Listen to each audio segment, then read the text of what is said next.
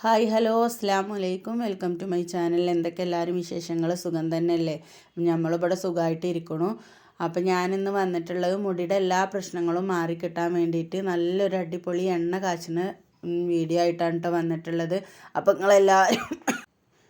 അപ്പോൾ നിങ്ങൾ എല്ലാവരും എണ്ണ കാച്ചുമ്പോൾ ഇതുപോലെ ഒന്ന് എടുത്തിട്ടൊന്ന് എണ്ണ കാച്ചി നോക്കൊണ്ടു കേട്ടോ. അപ്പോൾ അതിനാവശ്യമുള്ള സാധനങ്ങൾ എന്തൊക്കെയാണെന്ന് വെച്ചാൽ ചെമ്പരത്തിയുടെ തൂമ്പായിട്ടുള്ള ഇല, പിന്നെ അതിൻ്റെ മുട്ട്, കറ്റാർവാഴ, മൈലാഞ്ചി ഇല, തുളസി ഇല, പിന്നെ അതുപോലെ ആര്യവേപ്പും പിന്നെ നമ്മളെ സാധാ കറിവേപ്പുമാണ് കേട്ടോ. പിന്നെ കരിഞ്ജീരകവും ഉലുവയും കൂടെ എടുത്തിട്ടുണ്ട്. അതൊക്കെ നമ്മളെ എണ്ണ എത്രയാണോ എടുക്കുന്നത് അതിനാവശ്യമായിട്ടാണ് കേട്ടോ എടുത്തിട്ടുള്ളത്. ഞാനിപ്പോൾ ഒരു 1.5 ലിറ്റർ എണ്ണയാണ് പിന്നെ നീരിറക്കാൻ പോണത് കേട്ടോ. അപ്പോൾ അത് അതിന് വേണ്ടിയിട്ട് ഞാൻ ഉലുവയും കരിഞ്ജീരകമൊക്കെ ഒന്ന് പൊടിച്ചെടുത്തിട്ടുണ്ട്. ഇനി നമ്മൾ ബാക്കിയുള്ള സാധനങ്ങളും കൂടെ മിക്സിയുടെ ജാറിലിട്ടിട്ട് നന്നായിട്ടൊന്ന് അരച്ചെടുക്കണം കേട്ടോ.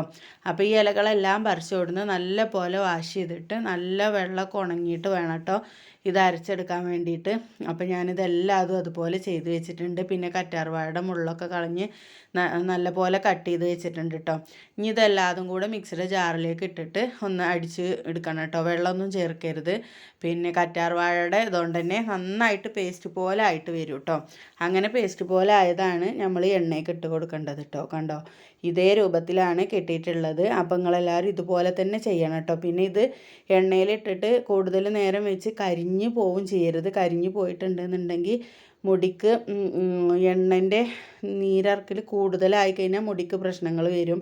അതുകൊണ്ട് ഇത് കരിഞ്ഞു പോവാതെ തന്നെ ശ്രദ്ധിക്കണം കേട്ടോ. അപ്പോൾ അതിന് വേണ്ടിയിട്ട് ഞാൻ പുറത്തടുപ്പത്ത് തന്നെ ഉരുളിയൊക്കെ വെച്ചിട്ടുണ്ട്.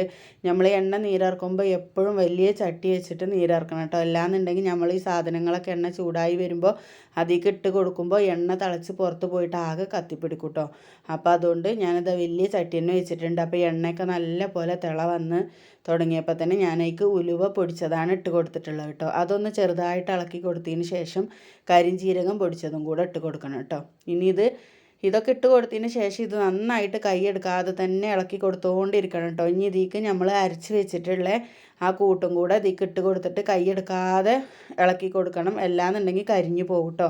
ഇത് ഞാനിങ്ങനെ സ്പൂൺ കൊണ്ട് ഇട്ട് കൊടുക്കുകയാണ് ചെയ്തിട്ടുണ്ടായിരുന്നത്. പിന്നെ ഒന്നിച്ചിട്ട് കൊടുക്കേണ്ടത് വിചാരിച്ച് എല്ലാതും കൂടെ ഇട്ട് കൊടുത്തിട്ടുണ്ടായിരുന്നു കേട്ടോ. അങ്ങനെ ഒപ്പം തന്നെ ഇട്ട് കൊടുക്കണം, എന്നാലും ഒരുപോലെ മൂപ്പായി കിട്ടുള്ളൂ കേട്ടോ. പിന്നെ ഇത് മൂപ്പായി എന്ന് അറിയണമെങ്കിൽ എണ്ണൻ്റെ തളയൊക്കെ ഒന്ന് കുറഞ്ഞു വരും ചെയ്യും. പിന്നെ അതുപോലെ ഇത് നല്ല ചുവപ്പ് കളറിലായിട്ട് കിട്ടും കേട്ടോ. അപ്പോൾ ഞാനിതൊന്ന് മൂത്ത് കഴിഞ്ഞിട്ട് കോരിയിട്ട് കാണിച്ചു തരാം. നല്ല ചുവപ്പ് കളറിലായിട്ട് വന്നിട്ടുണ്ടാവും കേട്ടോ.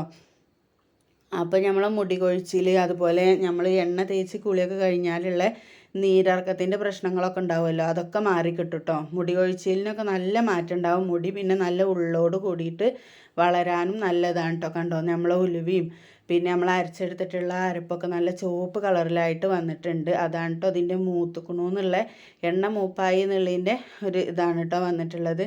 പിന്നെ അതൊക്കെ വാങ്ങി വെച്ചിട്ട് ചൂടാറിയതിൻ്റെ ശേഷം പിന്നെ ഞാനതൊരു അരിപ്പ വെച്ചിട്ട് ഒരു പാത്രത്തേക്ക് അരിച്ചെടുത്തിട്ടുണ്ടായിരുന്നു കേട്ടോ. പിന്നെ അതിതാ ഒരു കുപ്പിക്ക് പാർന്ന് വെക്കുന്നുണ്ട് കേട്ടോ. അപ്പോൾ കണ്ടോ, എണ്ണയുടെ കളർ തന്നെ കണ്ടോ. ഇത് നല്ല സ്മെല്ലും ഉണ്ട് കേട്ടോ. തലയിലൊക്കെ തേച്ചിട്ട് കുളി കഴിഞ്ഞാലും നല്ല സ്മെല്ലാണ്. അപ്പോൾ എല്ലാവരും ഇതുപോലെ ഒന്ന് ട്രൈ ചെയ്ത് നോക്കൊണ്ടു കേട്ടോ. എണ്ണ കാച്ചലുണ്ടെന്നുണ്ടെങ്കിൽ വീഡിയോ ഇഷ്ടമായാൽ ലൈക്ക് ചെയ്യാനും ഷെയർ ചെയ്യാനും കമൻറ്റ് ചെയ്യാനും സബ്സ്ക്രൈബ് ചെയ്യാനും സപ്പോർട്ട് ചെയ്യാനും മറക്കരുത് കേട്ടോ. Thank you. അസ്സലാമു അലൈക്കും.